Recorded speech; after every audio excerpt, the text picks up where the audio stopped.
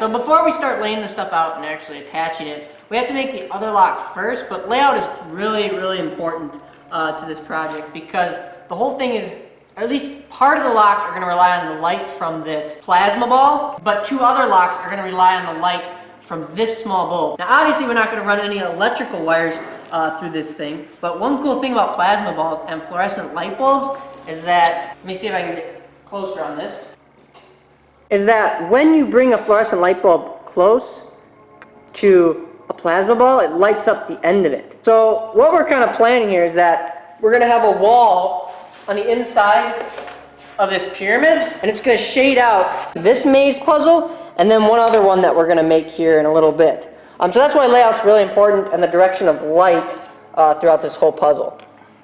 Now in theory, the lock that you see us making here had a really good concept, but I don't think we made it challenging enough. The way we designed it to work is that the peg that's going to be inserted into this block would have a small little divot for the metal bearing that you see right there. That metal bearing blocks the user from pulling the peg all the way out, but when you think about it, it's really just kind of a dummied down version of our turn peg method that we've used in some of our other videos. It's a good concept, but I think there are other ways of making it more unique and useful in a puzzle like this.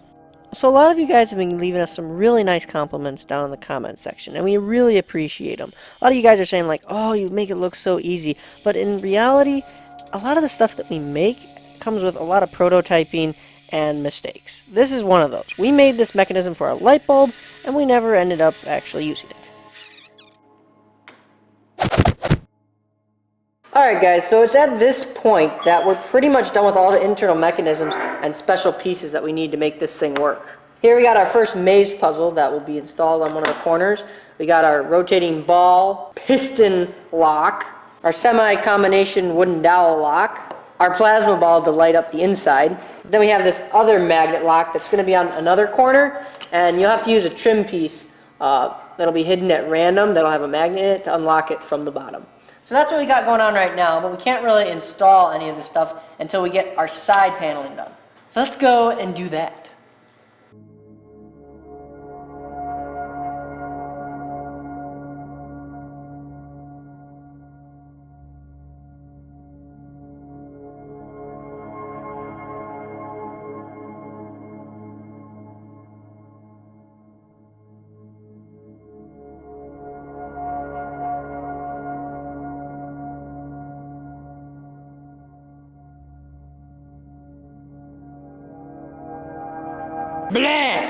Alright, so we made a little bit of a boo-boo.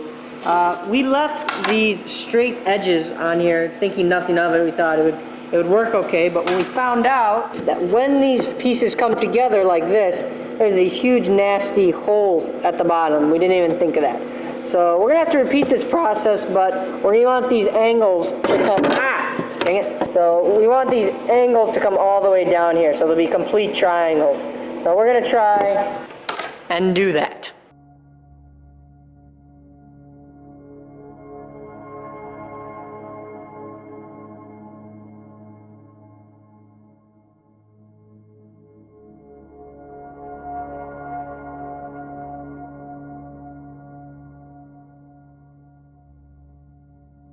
Yeah, so this is generally what it's supposed to look like. See how these corners come all the way down to the bottom without leaving a nasty little gap.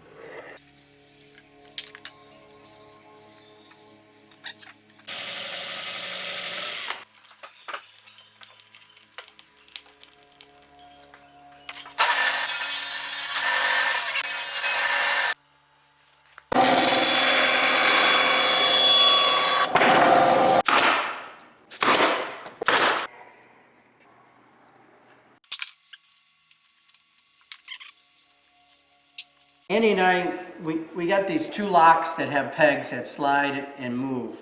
And those pegs need to go through our walls.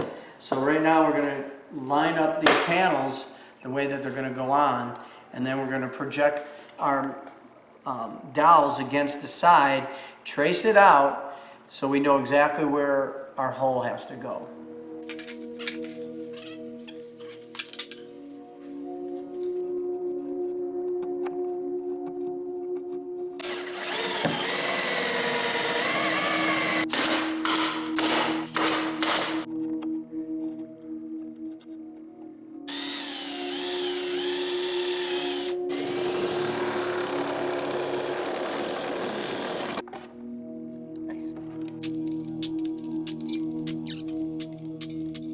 All right, so we need to find a way to attach this plasma ball to the inside of our pyramid. However, we realize that making a box is kind of hard. We might end up going with that solution, but we want to see what's on the inside here to see if we can just drill it to the bottom. So this might be a double episode. What's inside a plasma ball?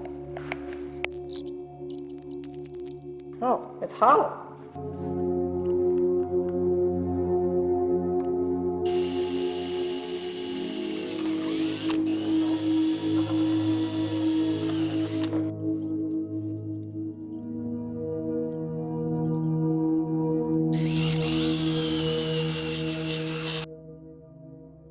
It was right around this time in the building process where we finally decided that our light bulb contraption had to go. And our main reason for getting rid of it was because it was just way too big and bulky for the space that we had left over in the maze compartment. It just wasn't going to fit. So instead, what we opted to do was take a dowel and use a hose clamp to clamp the light bulb onto the peg, and then attach some springs to the wall of the pyramid and the light bulb plunger itself, so that when we push it in and out, it had some spring back, and it would just come back in and out very nicely.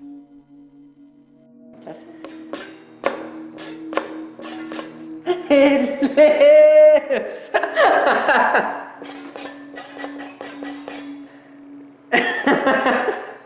Good job.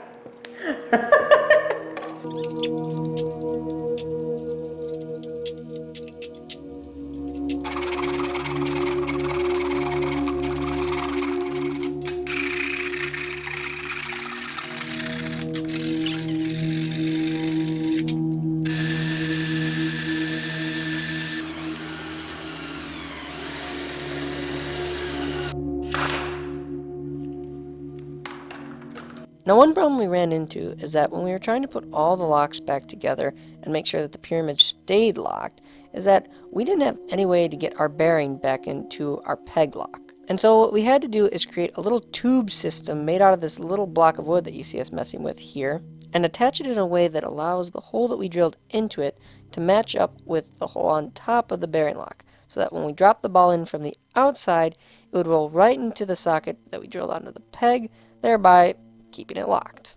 Oh, did it go in?